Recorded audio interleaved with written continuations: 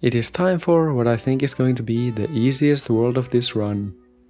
I mean, Dark Ages gimmick is graves and just graves. It even has just 20 levels. This world will be easy peasy. Also, this world has nights instead of days, so night 1 I got Shadow Pea Shooter, Repeater and Jalapeno. And I waited for sun to fall, and it didn't. The gimmick in Dark Ages is no natural sun. So what now? Everything is lost. Fear not, for I will help you. Are you the... Yes, I am the plant god. I have come to give you light in the darkness. Take my gold boon. This power will be active for the entire world. With it, you can trade one of your plants for a gold bloom. Why are you doing this? Isn't this like cheat? Just shut up and be grateful. So, night 1 was soloed by Shadow Pea Shooter with the help of the gold bloom, I guess? On night 2, I got some great use out of Sports Room. It fires over graves to hit zombies directly, and multiplies when it kills zombies. The multiplying deals with graves in a surprisingly amazing way. The damage starts stacking up on the graves. Night 3 was a Blooming Heart solo. It's great against graves because its damage ramps up. It's also a lobber, so it can hit zombies behind graves. Night 4 is skippable. Night 5 I got 2 instas. I found out that Jesters deflect grape shot balls. Too bad they can't hit any of my plants, because I had none. Because I had no actual plants, I had nothing to use plant food on. I wasn't in the need of using it, but it's fun to use it, so I'm sad I can't.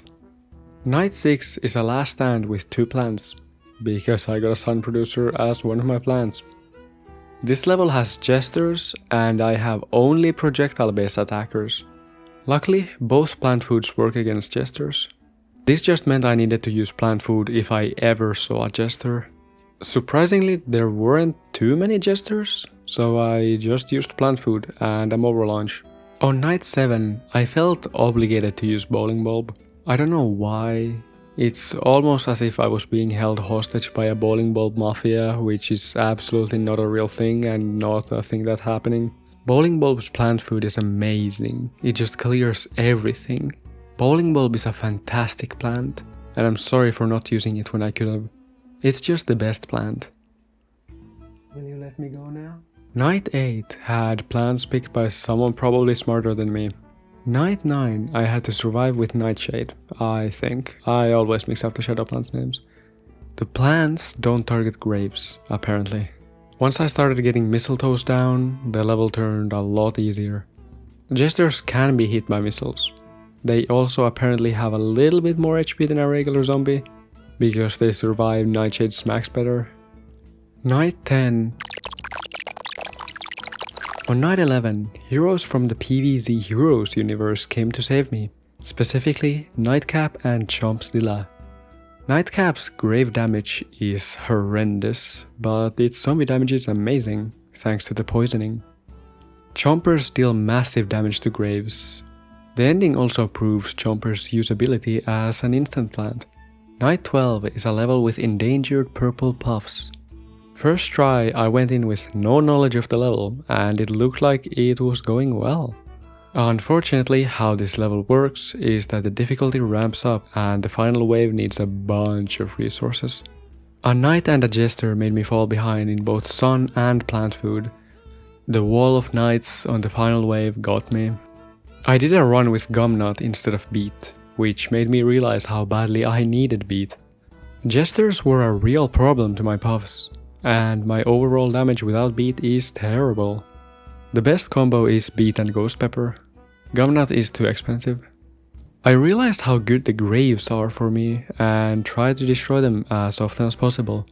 Some of them gave precious sun and even more precious plant food.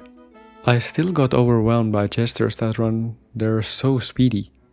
Then I tried placing beets on 3 of the lanes and then protecting the beets with everything I had, which was plant food and ghost peppers.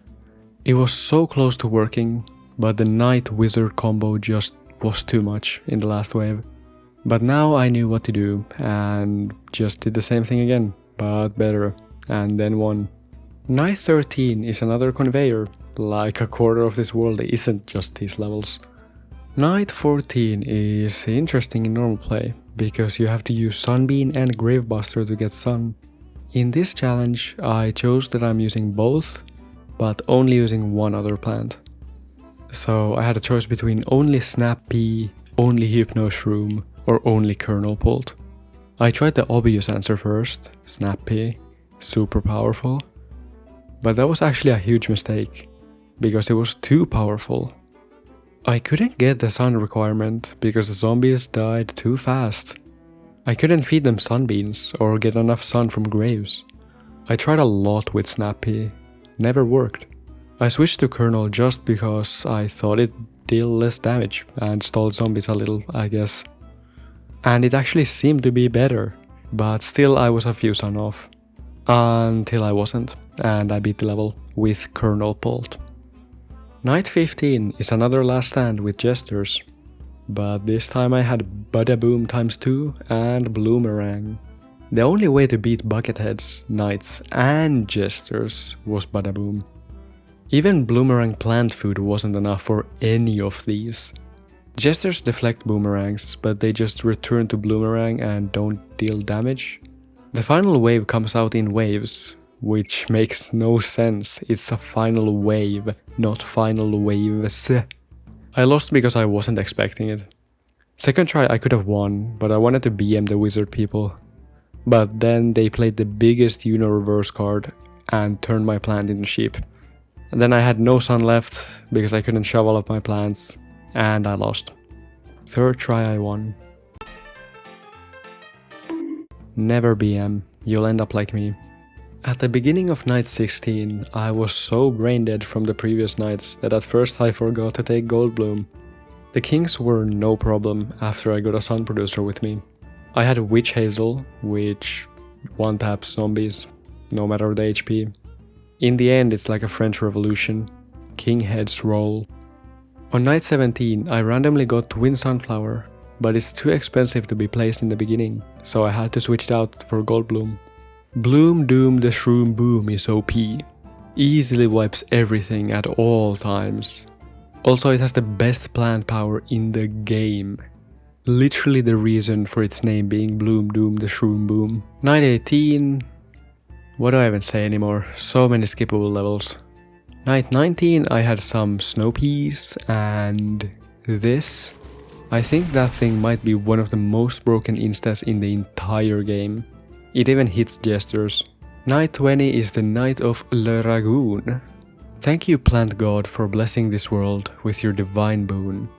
Otherwise this would have been it. This is/was my first video of 2025.